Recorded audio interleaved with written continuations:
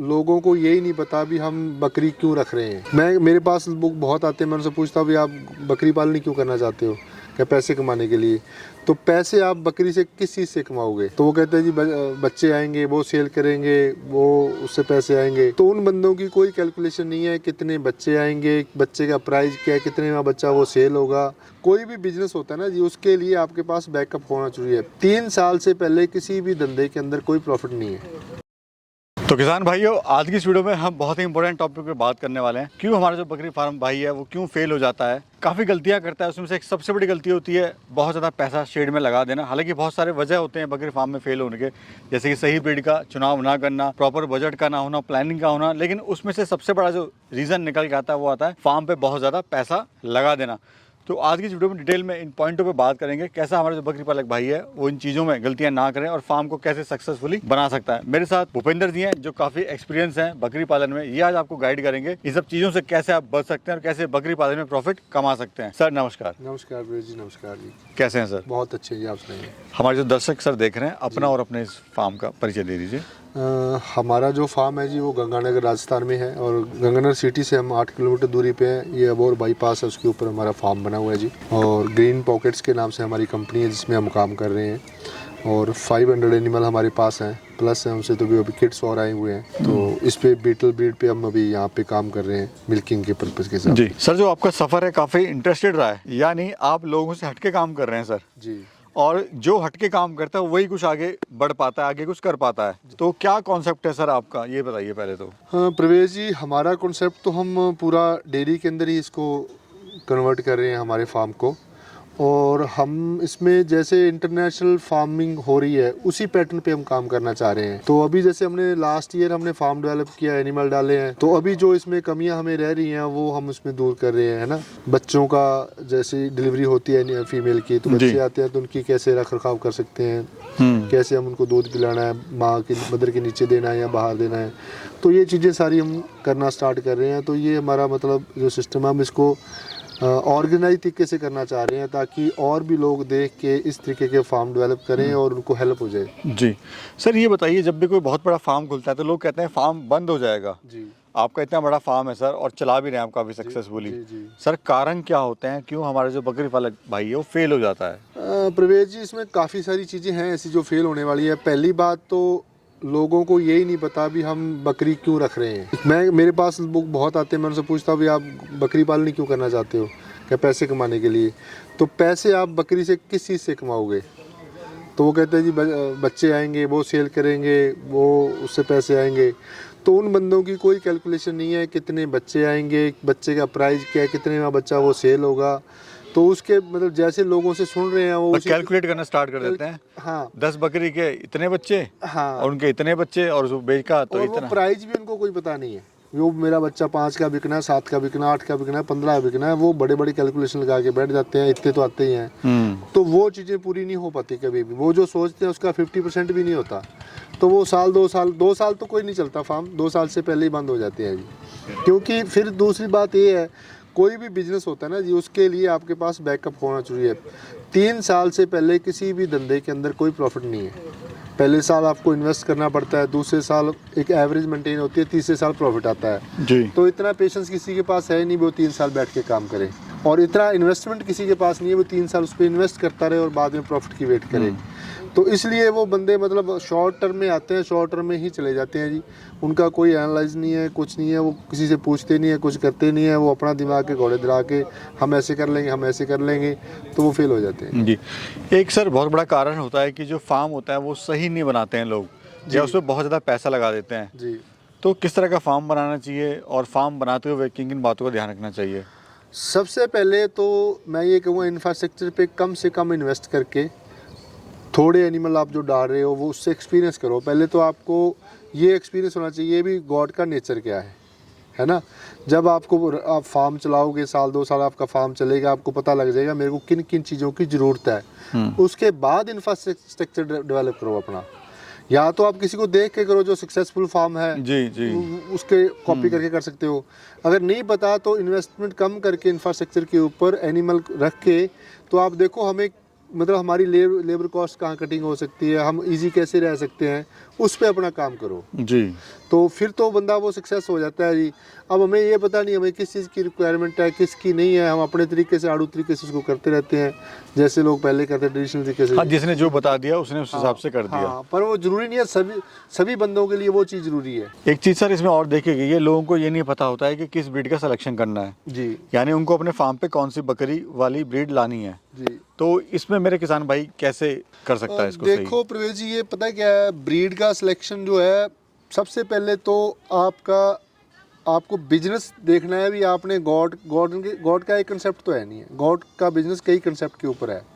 आपने किस कंसेप्ट के ऊपर काम करना है, आपने ब्रीडिंग पर्पज़ के करना है, आपने मांस के लिए जाना है, आपने दूध के लिए जाना है, ये सारी चीज़ें डिफरेंट हैं। उसके हिसाब से अपनी ब्रीड चूज़ करो, वो पोटेंशियल उस ब्रीड में होना चाहिए ताकि आप उसमें प्रॉफिट ले सको।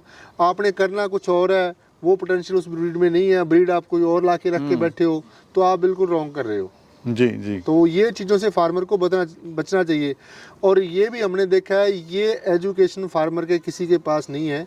वो जो 2-3 साल उसमें ट्रैवल करता है, उसके बाद चीज़ें समझ आती हैं, तब तक उसका जो पैसा होता है वो इन्वेस्ट हो चुका होता है और खाली होता है, नुकसान हो गया होता है। हाँ।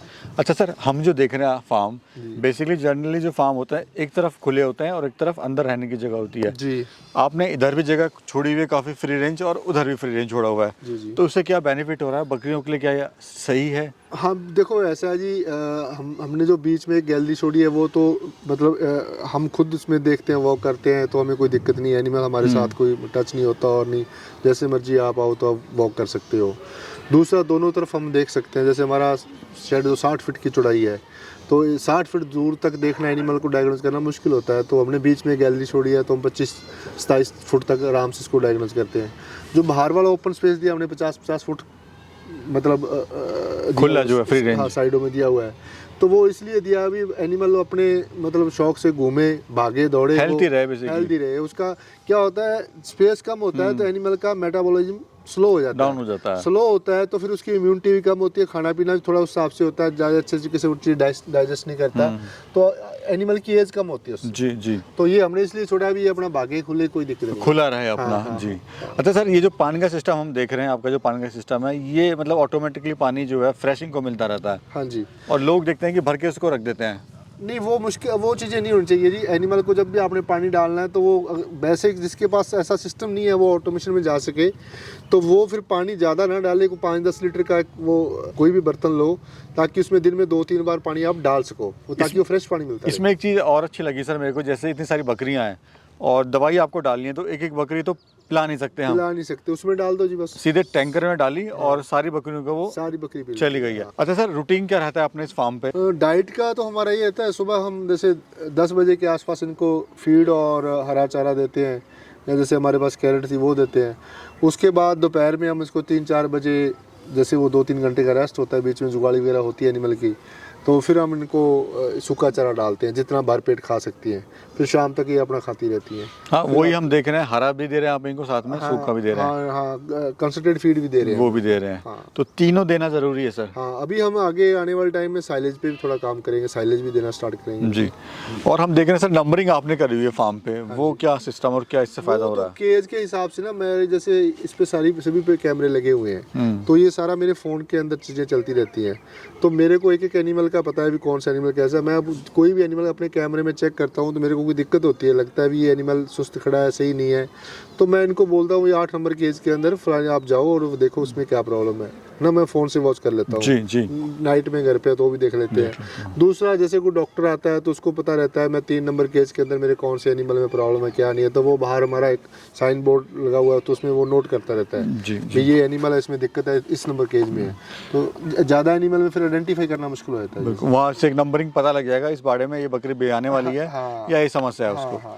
अच्छा, दूसरा सर एक चीज़ और जानना चाहते हैं किसान मेरे भाई कि वो बड़े कंफ्यूज हैं, कितनी बकरियों से शुरुआत करें? 10 से करें, 20 से करें या 5 से करें, कितने से शुरुआत करें? वो वैसे तो प्रवेश जी हमने जितना इसमें एनालाइज किया हुआ है ना, मतलब बहुत अच्छे स्केल पे हमने माथा मारा है इसके ऊपर, 100 एनिमल से कम कमर्शियल फार्मिंग नहीं है, वो ट्रेडिशनल है। अब 100 हर बंदा नहीं रख सकता, 25-30 लाख की हर बंदा इन्वेस्ट नहीं कर सकता, फिर सालाना उसकी कॉस्ट 10 लाख 15 लाख रुपए नहीं कर सकता, मान लो रनिंग कॉस्ट भी तो उसकी आती है जी।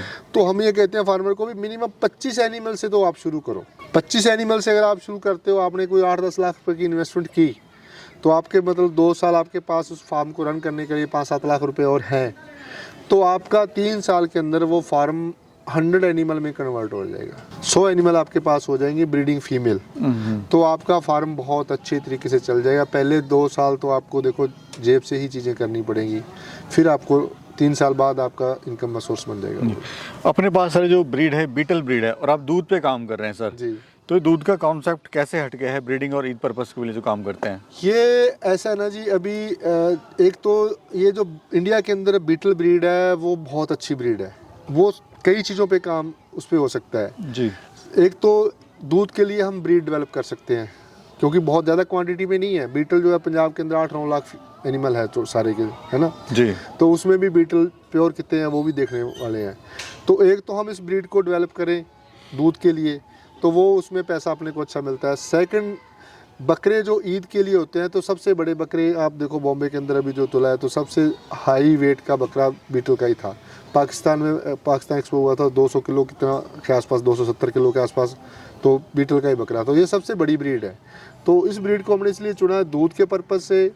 मेल हमें सेल करने होते हैं, तो मेल हम जो ईद वाले बच्चे पालते हैं, लोग तैयार करते हैं, वो हमसे ले लेते हैं, और फीमेल हमारी ब्रीडिंग के सेटअप के हिसाब से वैसी जाती है जी। स्कोप ज़्यादा है। स्कोप ज़्यादा है बेसिकली। तो काफ़ी अच्छी सर आपने जानकारी दी। और वैसे तो बहुत सारी चीज़ें हैं सर बकरी पालन में सक्सेस के लिए, लेकिन 3-4 चीज़ें मुख्य हैं।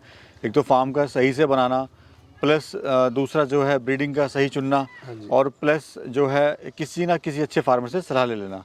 तो इन सब चीज़ों पे अगर हमारा फार्मर भाई ध्यान देगा तो डेफिनेटली सक्सेस हो जाएगा वो। इसलिए बहुत बहुत शुक्रिया sir, thank you so much, आपने समय दिया, थैंक यू।